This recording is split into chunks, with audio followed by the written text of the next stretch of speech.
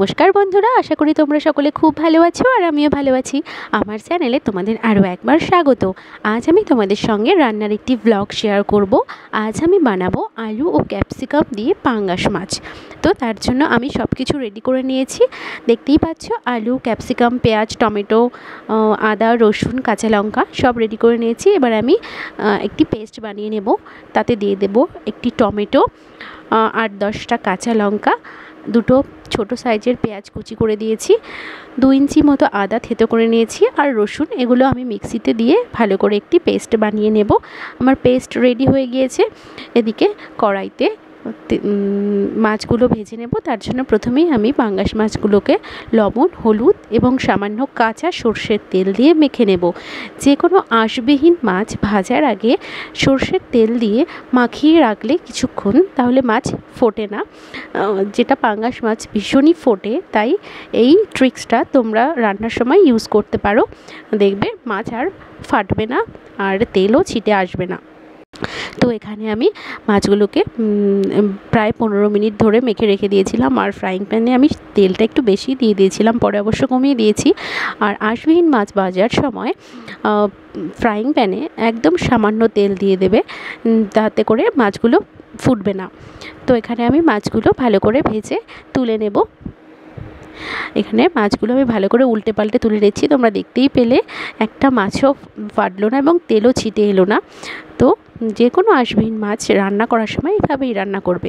অন্যদিকে আরেকটি কড়াইতে খানিকটা সর্ষের তেল গরম করে যে আলুগুলো কেটে রেখেছিলাম সেগুলো হালকা লবণ এবং হলুদ দিয়ে ভেজে তুলে নেব। এমনভাবে ভাজতে হবে যেন 50% সেদ্ধ হয়ে যায়। তো এখানে আমি লবণ এবং হলুদ দিয়ে আলুগুলোকে ঢাকা দিয়ে কিছুক্ষণ হালকা আঁচে ভেজে তুলে নিলাম। আলু ভাজা হয়ে এলে কড়াইতে অ্যাড করে দেব আরও সামান্য সর্ষের তেল। এবার সর্ষের তেলের মধ্যে আমি ফোড়ন দেব 2টো তেজপাতা, গোটা গরম মশলা। গোটা গরম মশলার মধ্যে আমি নিয়েছি লবঙ্গ, দারচিনি, এলাচ, গোলমরিচ, একটুখানি জায়ফল এবং গোটা জিরে। এগুলো আমি ফোড়নে দিয়ে একটু নেড়ে চেড়ে দিয়ে দেব পেঁয়াজ কুচি। পেঁয়াজ কুচি দিয়ে পেঁয়াজটাকে ভালো করে ভাজতে হবে, একদম ব্রাউন করে ভেজে তুলতে হবে, যেন পুড়ে না যায় সেদিকেও খেয়াল রাখতে হবে। পুড়ে গেলে কিন্তু টেস্টটা ভালো আসবে না, তাই সেদিকে অবশ্যই খেয়াল রাখতে হবে। এখানে আমার পেঁয়াজ ভাজা হয়ে গিয়েছে।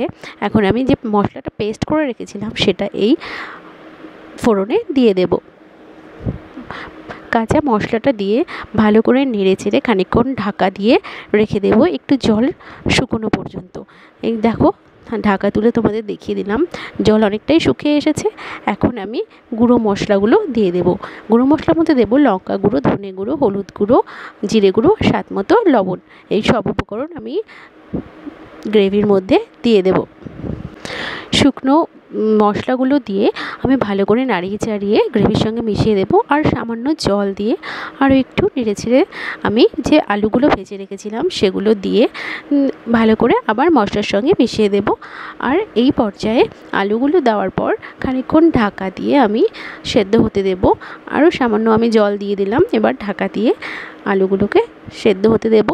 এভাবে আলু কষালে আলুর ভেতরেও মশলার যে ফ্লেভারটা সেটা চলে যায়।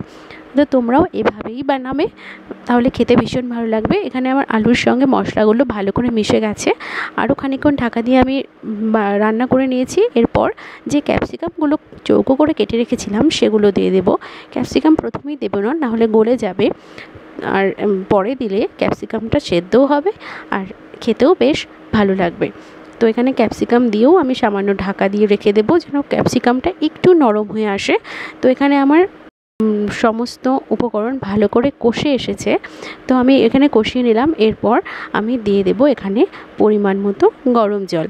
তো এখানে আমি জলটা আগে থেকে গরম করে রেখেছিলাম, আমি দিয়ে দিলাম।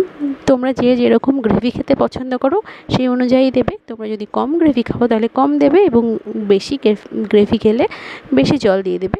তো এখানে জল দেওয়ার পর ঝোল ফুটে এলে আমি ভেজে রাখা মাছগুলো দিয়ে আরও খানিকক্ষণ ঢাকা দিয়ে ফুটিয়ে নেব। মাছগুলো আমি একদম কড়কড়ো করে ভাজিনি, তাই মাছগুলো যেন ঝোলের সঙ্গে ভালো করে মিশে যায় এবং মশলাগুলো যেন মাছের ভেতর ঢুকে যায়, সেই জন্য আমি খানিকক্ষণ ঢাকা দিয়ে হতে দিলাম। এখানে আমার পাঙ্গাস মাছের তরকারি প্রায় রেডি হয়ে এসেছে। এরপর আমি সামান্য গরম মশলার গুঁড়ো দিয়ে নামিয়ে নেব। তাহলেই রেডি আমার পাঙ্গাস মাছ আলু ও ক্যাপসিকাম দিয়ে। তো তোমরাও বাড়িতে এভাবেই ট্রাই করে দেখবে, ভীষণ ভালো লাগবে খেতে।